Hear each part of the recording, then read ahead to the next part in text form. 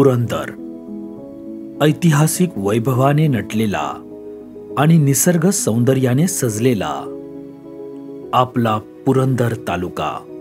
पुरंदरच्या आभाळात विमान कधी उडेल माहीत नाही, पण शेतकऱ्यांचं भविष्य वाऱ्यावर उडून तर जाणार नाही ना.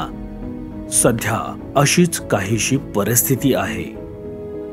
गेली कित्येक वर्षापासून पुरंदर येथे आंतरराष्ट्रीय विमानतळ होणार अशी घोषणा केली गेली, पण कागदावरचं विमानतळ अजूनही अडचणींच्या आणि परवानगीच्या वादळात अडकलंय. कागदावरचं विमान कागदावरच आहे आणि ते कागदावरच राहील.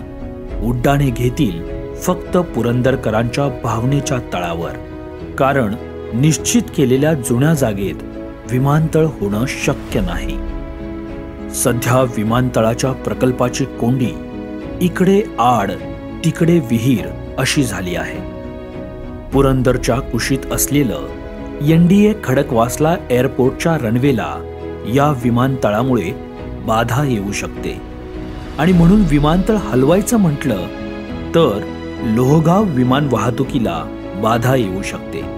त्याचबरोबर आजूबाजूला मोठमोठ्या असलेल्या डोंगर रांगा, हाय टेन्शन वायर, रस्ते, पाण्याचे नैसर्गिक स्रोत या बाबींना देखील बाधा येऊ शकते.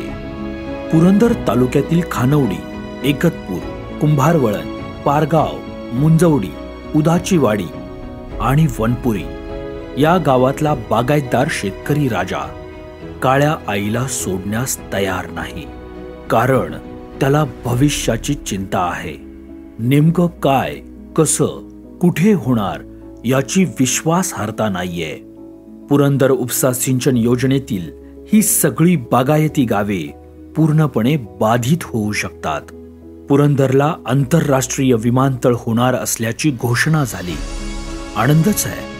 पण जर जुन्या जागेत होऊ शकत नसेल तर स्वतःच्या महत्वाकांक्षेसाठी त्याच जागेत विमानतळ होईल हा अट्टहास का, कशासाठी? संजय जगताप यांनी पर्यायी जागेचा प्रस्ताव पुढे केला. सदरची जागा ही retired air marshal Bhushan Gokhale यांच्यासारख्या अनुभवी व तांत्रिक अभ्यासू व्यक्तींनी सुचवलेली आहे. भौगोलिकदृष्ट्या योग्य अशी जागा, संरक्षण विभागाच्या परवानगीमध्ये कुठेही अडथळा येणार नाही अशी जागा. दुसरी प्रस्तावित केलेली जागा ही स्थानिक शेतकऱ्यांना विश्वासात घेऊनच पुढील प्रक्रिया केली जाईल. कमी खर्चात वेगाने काम होऊ शकते. कमी गावं व शेतकरी कुटुंब यामध्ये बाधित होतील. शिवाय जर या जागेत विमानतळ झाले तर पश्चिम महाराष्ट्रासाठी कनेक्टिव्हिटी अतिशय सुकर होईल. या जागेत विमानतळ तयार झाले तर 150 वर्ष अबाधित राहण्याची शक्यता आहे. मात्र माजी आमदार आणि हे अडमुठे सरकार ऐकायला तयार नाही. विमानतळ कोणत्याही जागेत होऊ द्या, पण पुरंदरच्या शेतकऱ्याला आधी विश्वासात घ्या, कारण पुरंदरच्या शेतकऱ्याला विस्थापित नाही तर प्रस्थापित करायचे आहे. त्यासाठी जमिनीला जमीन मिळाली पाहिजे, घराला घर मिळाले पाहिजे, कुटुंबातील किमान एका सदस्याला त्याच्या पात्रतेनुसार नोकरी दिली गेली पाहिजे.